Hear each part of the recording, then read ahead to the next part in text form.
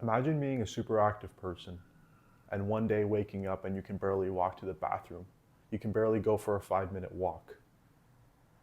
Your whole world flips upside down. You don't know what's happening to you, no one else does either. That was me 3 years ago.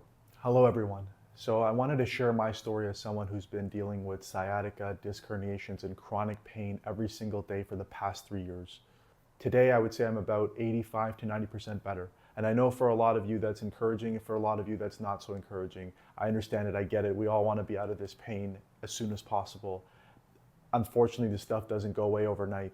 So it all started January 22 at the beginning of the year. I was experiencing some lower back pain and then bilateral hip pain on both sides. It would feel like a stretch that would come on every time I would sit down. So when I would try to get into the car or sit in just on a chair, I would feel like a pull, right? It was like a sharp pain. It would only last a few seconds. And then it was diagnosed as Piriformis Syndrome. So right off the bat, if you're going to take one thing away from this whole video and you're someone who's been told that you have Piriformis Syndrome, according to world-renowned back expert Stuart McGill, that's very uncommon. It's sort of a rare thing that happens. So if you've been told that you have that, like I take a closer look. And we can't blame the doctors. I mean, when something is so local, the human body is so complex, but I think it's something that a lot of people do hear when they go and see some of their medical professionals. In May 2022, I started experiencing glute pain, and it wasn't like a strain or a pull. It was more of an actual ache deep in my glute. And I remember sitting in a restaurant and I was eating, and I could not sit. And then the next day I ended up getting COVID and sneezing and coughing. And from that point, the hip pain evolved into full-blown sciatica. So I'm Canadian, and July 1st is Canada Day, and I ended up spending Canada Day in the hospital, which is not how I wanted to spend it. And it was at this time in the hospital where they said that I have sciatica and it would go away in 6 weeks. From around July till the end of 2022, I started seeing physiotherapists, a series of physiotherapists, and they had me doing back extensions. So they told me to do back extensions every half an hour, 10 or 20 of them, which I was doing.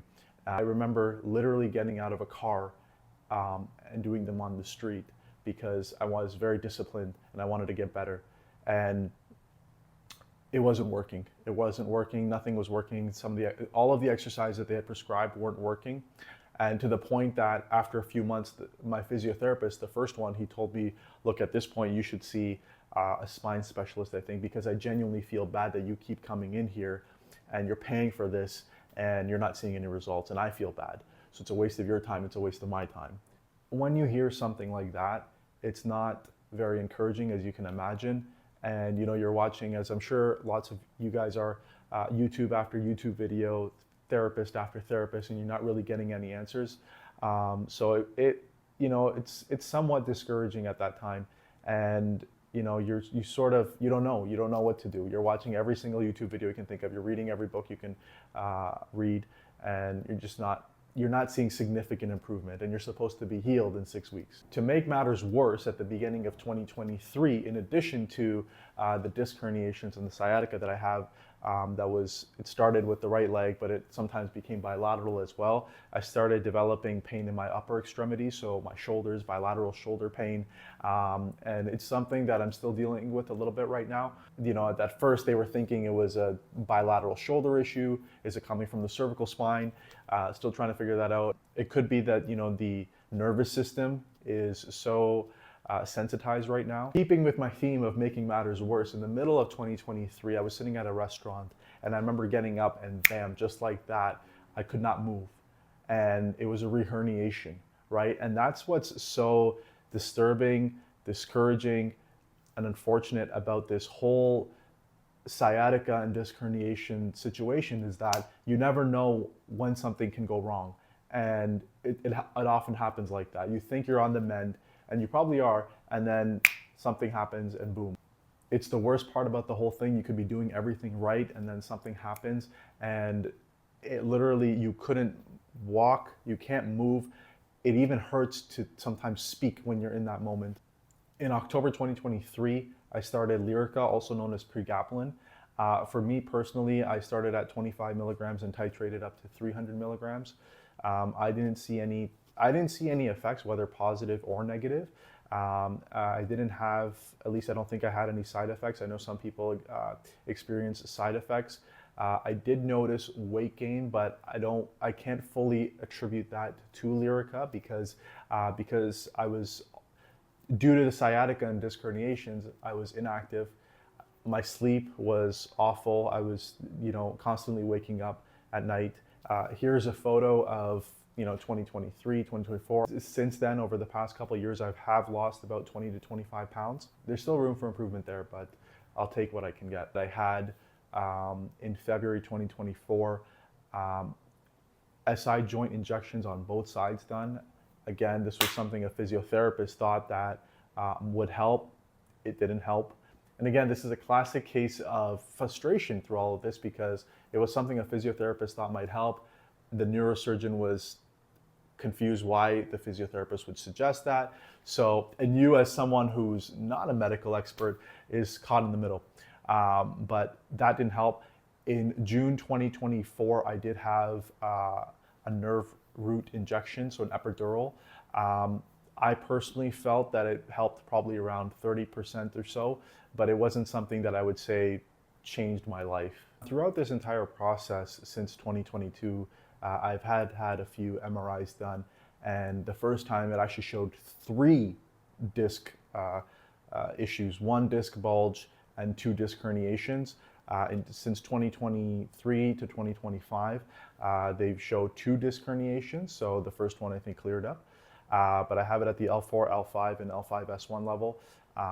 In April 2024, MRI showed 17 millimeters and 20 millimeters.